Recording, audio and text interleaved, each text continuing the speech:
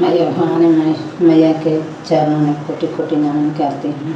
मेरे नमन के स्वीकार कीजिए माता, स्वीकार कीजिए, स्वीकार कीजिए। मैं एक नया भजन लेकर के आई हूँ माता रानी को। कृपा आप लोग ध्यान दे करके सुनिएगा और लाइक सब्सक्राइब कीजिएगा, बटन दबा दीजिएगा, ध्यान दे के सुनिए। नया मोबाइल में नया सिम लगवा दाना राजा जी।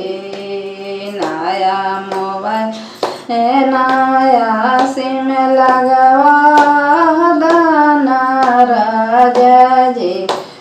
भोरे जाके मैया से बात करवा देना राजा जी।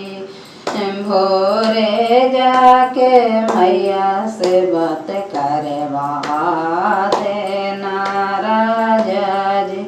सोने के झरी गंगा जल पानी मैया के चरना धोवा देना राजा जी। सोने के झरी गंगा जल पानी मैया के चरना धोवा देना राजा जी।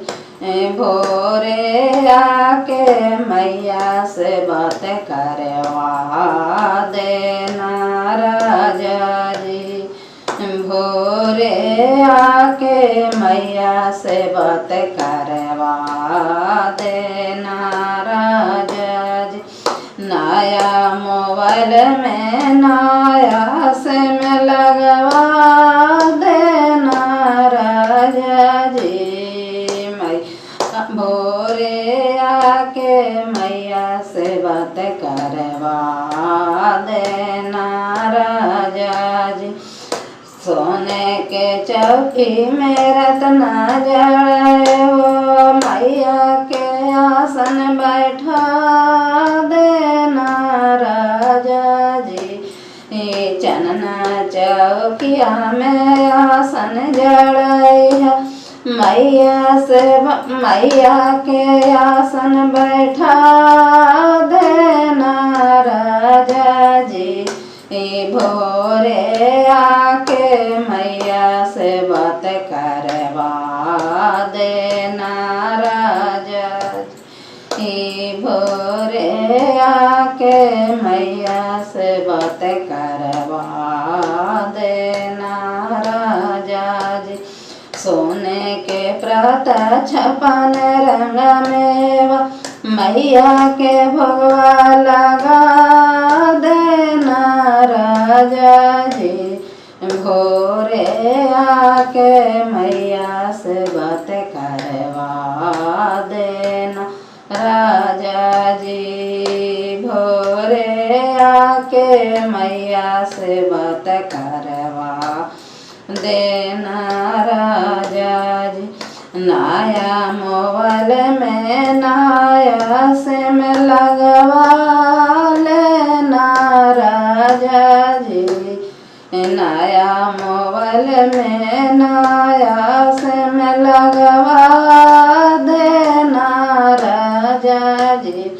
भोरे आके मैया से बात करवा देना राजा जी। भोरे आके मैया से बात करवा देना राजा जी। कंचन थाली कपूर के बाती मैया के आरती लगा देना राजा जी। भोरे आके मैया से बात करवा देना राजा जी। भोरे आके मैया से बात करवा देना राजा जी। नया मोबाइल में नया सिम लगवा देना राजा जी। भोरे आके मैया से बात करवा देना